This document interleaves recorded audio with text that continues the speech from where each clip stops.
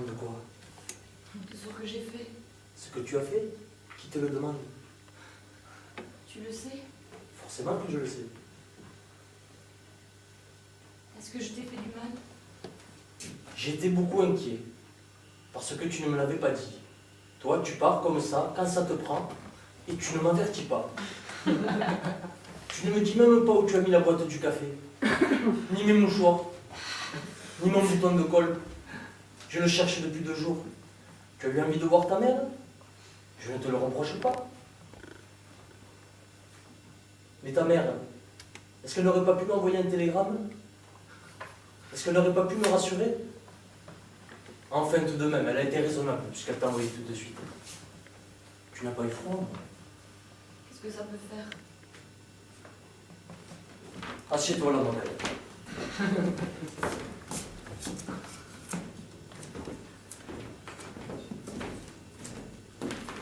J'avais préparé à manger pour moi.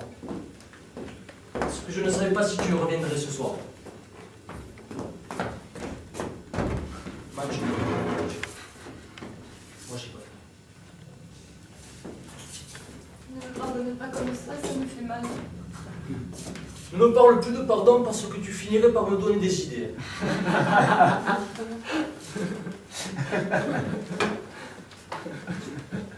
Ça t'étonne de me voir pétrir la pâte à cette heure-ci?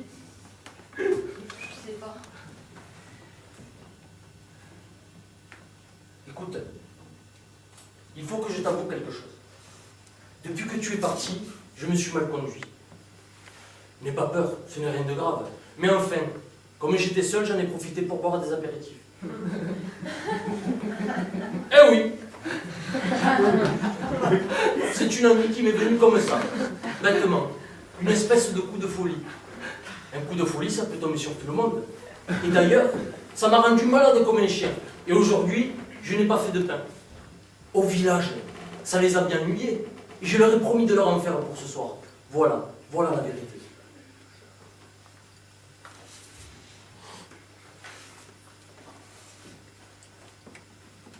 Et celui-là, qui est-ce qu'il a fait? C'est moi. Il a une drôle de forme. Une forme comique. Je l'ai cuit dans le four du poêle de la cuisine. J'ai jeté un morceau de pâte dedans, au hasard, et regarde un peu comme elle est allée tomber. Enfin, je n'ai fait que celui-là pour toi. Enfin, je dis pour moi, parce que c'est toi qui vas le manger. Mange, Aurélie. Fais-moi ce plaisir. Mange. Aimable, une bonté comme la tienne, c'est pire que des coups de bateau. Que veux-tu? La bonté, c'est difficile à cacher. Alors je ne le fais pas exprès. Je te demande pardon.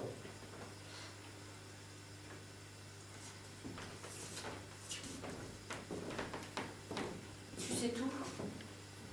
Moi? Oui. Tout ce qui concerne le pain. Et je ne veux savoir rien d'autre. À quoi ça me servirait? À ne pas être ridicule. Tu ne veux pas que je sois ridicule?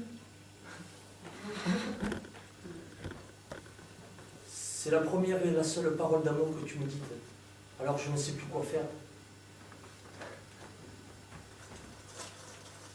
Ah! Te voilà, toi! Garce! Salope! Ordure! C'est maintenant que tu reviens? Et le pauvre Pompon dit qu'il s'est fait un mauvais sang d'encre pendant ces 3 jours. Il virait, il tournait, plus malheureux qu'une pierre, il était... Et elle, avec son chat de gouttière, un bassin de clair de lune, qu'est-ce qu'il avait de plus que lui? Rien. Toi, tu dis rien? Mais elle, si elle savait parler, elle me dirait il était plus beau. Mais qu'est-ce que ça veut dire? Beau. Qu'est-ce que c'est cette petite différence de l'un à l'autre?